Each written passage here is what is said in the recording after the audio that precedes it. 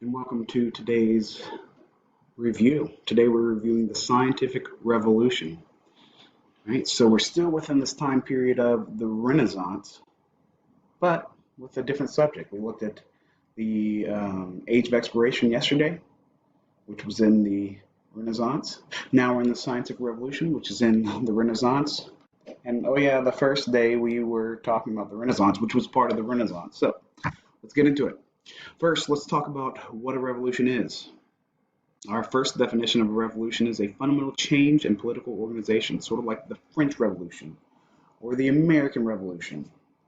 Another definition, or number two, is a fundamental change in the way of thinking about or visualizing something, like the scientific revolution. So, with that information, our definition of revolution, we can think what are the changes in thinking or visualizing that's going to come about? Well, there are a few.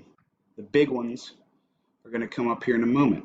All right, here's our definition for scientific revolution: the rapid advances in European scientific, mathematical, and political thought based on a new philosophy of experimentation and a faith in progress. All right, cool. So you're going to have changes that are taking place in science, and math, which is a science, and political thought, which is a science. Boom. All right, so one of the changes you have is a thought of where we are in the universe. So during the Middle Ages, most scholars believed that the Earth was an immovable object located at the center of the solar system. We know this as a geocentric theory. During the scientific revolution, you're going to have a dude named Nicholas Copernicus discovering that the sun is in fact, or the Earth is in fact not the center of our universe, but the sun is the center of our solar system. We're going around it, right? You see right here in this picture. You have the Earth and you have the moon. We're going around the sun with all these other planets like Mercury and Venus and so forth. Right? This discovery by Nicholas Copernicus is known as the heliocentric theory. Helio being, I bet, Latin for the sun. Right? And geo is definitely Latin for Earth. So you have a Earth-centered geocentric theory versus a sun-centered heliocentric theory, which we know that Nicholas Copernicus was correct, but they did not like it at the time. They did not like that theory. And then, during the scientific revolution, they came up with a thing called the scientific method. You learned all about this in science class, and then we talked about it as it relates to history, so let's just go over it real quick, right? It's defined as the scientific method is a logical procedure for gathering and testing ideas. Very cool. So what is that procedure? Well, first you have a problem or question arising from observation. Then you have to form a hypothesis or an unapproved assumption. Right? This is what I think is going to happen. The hypothesis is then tested in an experiment based on data or data. I've heard it both ways. In the final step, the scientist analyzes and interprets their data or data to research a new conclusion.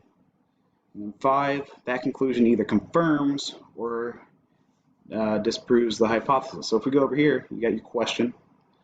You have do research, construct a hypothesis based on that research, test with an experiment, analyze the results. If it's true, great, report it. If it's not true, or partially true, report those results, and then go back up to your hypothesis and begin again.